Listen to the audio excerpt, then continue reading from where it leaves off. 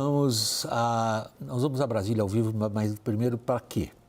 A Câmara dos Deputados adiou para amanhã, quarta-feira, a votação do programa Mover do governo federal. Esse programa prevê incentivos para veículos sustentáveis.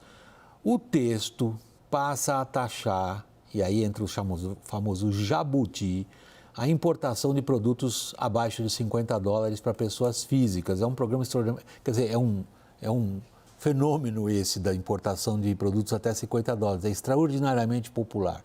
Agora sim, ao vivo com a Luciana Amaral, vamos às últimas informações do que vai acontecer, Luciana. Boa noite. Boa noite, William. Boa noite a todos que nos acompanham aqui no WW. A expectativa é que o conteúdo desse projeto seja analisado amanhã no plenário daqui da Câmara dos Deputados. Hoje, os deputados recuperaram a urgência na tramitação desse texto, digamos assim.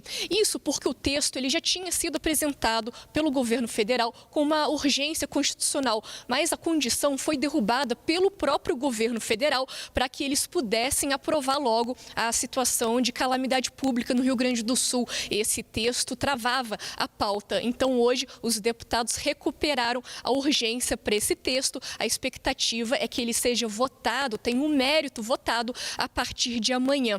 Esse projeto busca criar o programa Mover do governo federal. Esse programa tem o objetivo de incentivar a descarbonização dos veículos aqui no Brasil, promover o desenvolvimento tecnológico e também a competitividade. Agora, o que tem causado uma polêmica, já causou hoje bastante no plenário daqui da Câmara, é justamente um dispositivo incluído pelo relator que revoga a isenção do imposto de importação para compras internacionais de até $50. Com isso, essas compras passam a ser taxadas, assim como já acontece com as importações acima dos $50. Agora, não são todos os deputados que concordam com essa medida, inclusive conversando aqui ao longo do dia com vários líderes, eles chegaram a falar: Luciana, realmente é uma medida impopular, mas a gente, em parte, defende que tenha que ser assim para incentivar a indústria nacional.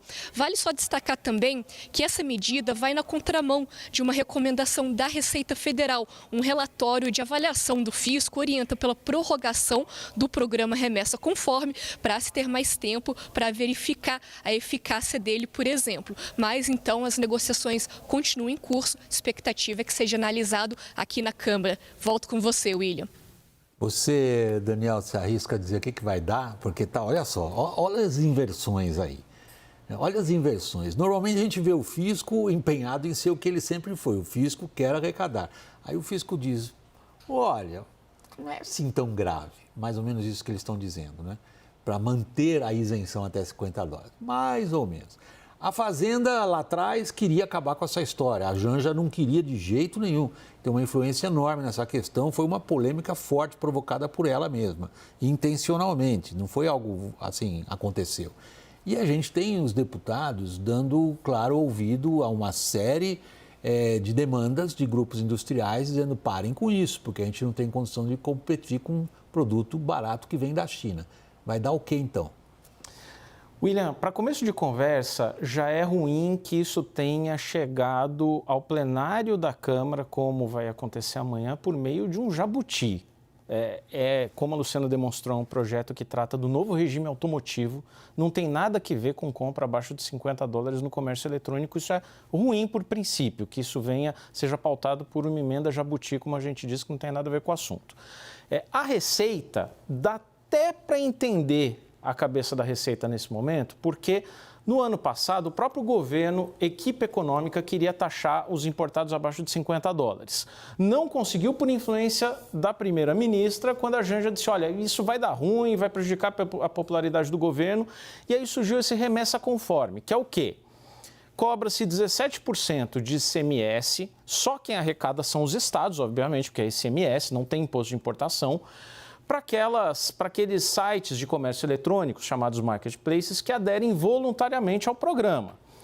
Depois que todo mundo, ou quase todo mundo, aderiu desses grandes sites do comércio eletrônico, o que a Receita diagnostica? É o seguinte: acabou aquela grande farra dos importados. Continua acontecendo? Continua e muito. Mas o festival de importações já não está acontecendo mais. Se você colocar imposto de importação agora, em tese você aumenta o custo, só que vai ter na prática muita gente trabalhando no mercado cinza, no contrabando, na ilegalidade. Então, na verdade, você vai tentar cobrar direitinho e os sites vão fazer o seguinte, vão por fora e vai haver um comércio ali por fora, então não vai adiantar nada. Agora, a pressão, aí você soma duas pressões, dois lobbies muito fortes, um da indústria toda, nacional, e outro do comércio, que também tem frente parlamentar importante, tem muito diálogo no Congresso e até tem gente dizendo o seguinte, de Federação de Indústria, de Frente Parlamentar do Comércio, dizendo o seguinte, falou, você vai arrecadar ali 5, 8, 10 bilhões, excelente oportunidade para vincular essa receita adicional ao quê? A desoneração da folha, que está tendo aquela briga tão grande que o governo não quer ceder, foi ao Supremo. Então, quem sabe uma mão não lava a outra?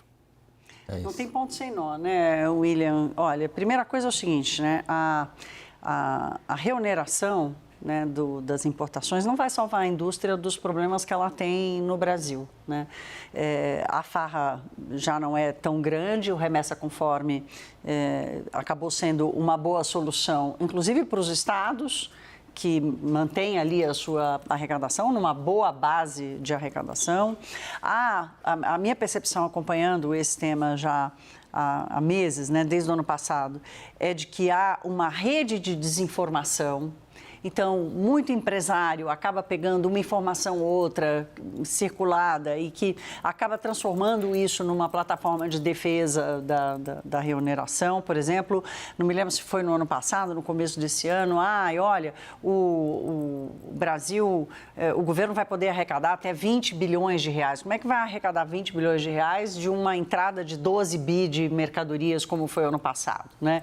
Então, 20 bilhões... Aí, né? Exatamente. Então, 8 bilhões de reais, talvez nem chegue a 8 bilhões de reais se voltar a cobrar imposto sobre isso. Tem conta que mostra ali 3 bilhões, 3, 4 bilhões. Então, é bastante dinheiro, mas ao mesmo tempo não resolve nem a questão das contas públicas e nem a questão da indústria, né? Houve um movimento, inclusive, de empresas chinesas de nacionalizar parte da sua produção aqui.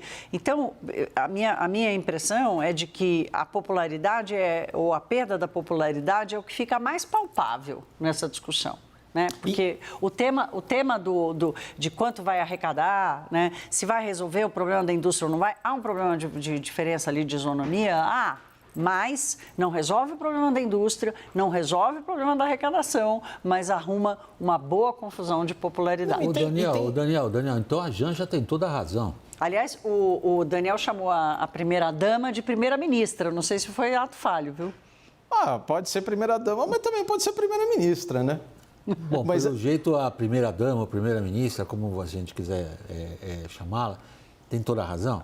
Não, mas é um assunto, quer dizer, eu acho que não é exagero da minha parte se a gente pensar o seguinte, a Dona Maria, de classe média baixa, ou pobre, ganhando um salário mínimo, com muita dificuldade, que compra ali num site de comércio eletrônico porque realmente faz diferença para ela comprar uma blusinha por R$30, se essa blusinha passar a custar R$60 devido à taxação, a insatisfação, a irritação da Dona Maria não vai para o deputado de baixíssimo clero que está relatando o projeto ali na Câmara dos Deputados.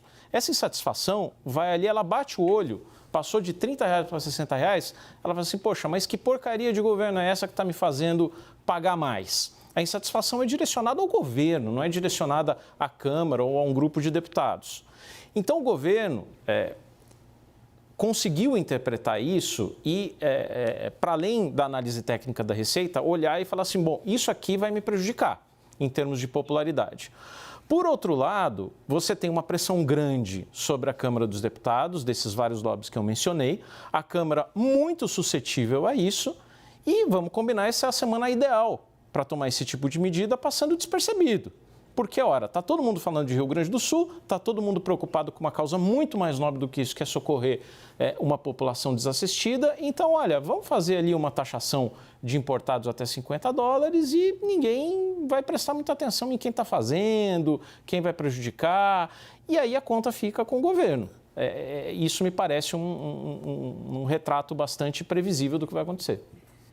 Eu quero trazer aqui um ponto importante dessa discussão, que é o fato o jabuti, né?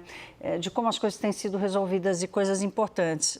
O jabuti da permissão do governo de gastar 15 bilhões de reais a mais, que veio dentro de um projeto da volta do DPVAT, que é o seguro de veículos. Agora, o jabuti num projeto, que é um projeto inclusive do governo, que volta com a isenção. Quer dizer, se a moda pega, eu acho que a discussão política também perde aqui, entendeu, William? Não é só a discussão da popularidade versus a arrecadação, que é a pauta específica, inclusive, do Haddad, mas é a forma como o Congresso Nacional e talvez o governo em paralelo, porque a gente sabe que a articulação para colocar esse jabuti, por exemplo, dos 15 bilhões de reais, partiu do próprio governo, do próprio Palácio do Planalto. Então, assim, o quanto que isso vai contaminar o debate sobre outras questões das contas públicas. E não é à toa que a preocupação, por exemplo, da forma como vai acontecer a ajuda ao Rio Grande do Sul, a gente tratou disso aqui ontem, né? Independentemente do valor, o valor não está em discussão, mas é a forma, a preocupação do governo em não perder o controle da execução dessa despesa, da execução da alocação desse recurso. Acho que tem uma coisa meio nebulosa aí da forma como as coisas têm sido feitas. De tentar resolver problemas sérios. Isso, exato. Dani, só para terminar, uma questão que tem a ver com a popularidade do governo. Janja percebe, intuitivamente ou não, o quanto que uma medida, entre aspas, tá, boba dessas pode trazer de prejuízo à popularidade do governo. Será que ela capta o quanto da popularidade do governo está associada à percepção geral, não apenas essas coisas dos $50, a percepção geral de que no nosso bolso eles enfiam a mão na própria carne e nunca cortam? É que aí eu só tenho dúvidas, William, do que pesa mais no jogo da popularidade. Será que o jogo da popularidade também não te induz a ser mais gastador? Porque a gente zelar pelas contas públicas e ter responsabilidade fiscal não combina com medidas populistas e de viés claramente expansionistas que se transformam em ganho de popularidade. Agora, um ponto que a gente debatia na pergunta anterior, e cabe nessa também, é como o Janja tem sido muito sagaz em captar, intuitivamente ou não, francamente ou não, mas ela tem sido capaz de captar muito bem pautas que causam simpatia popular. Para mim, um dos casos mais evidenciados foi do caso Joca, daquele cachorrinho, o Golden Retriever, que morreu, infelizmente, num voo da companhia aérea Gol. Ela se mobilizou ali, chamou o ministro. Agora, ela tem conseguido interpretar muito bem isso, mas é aquele problema da primeira-ministra mandar. Ela não pode ser responsabilizada por nenhuma decisão. Então, manda, mas não pode ser cobrada, né?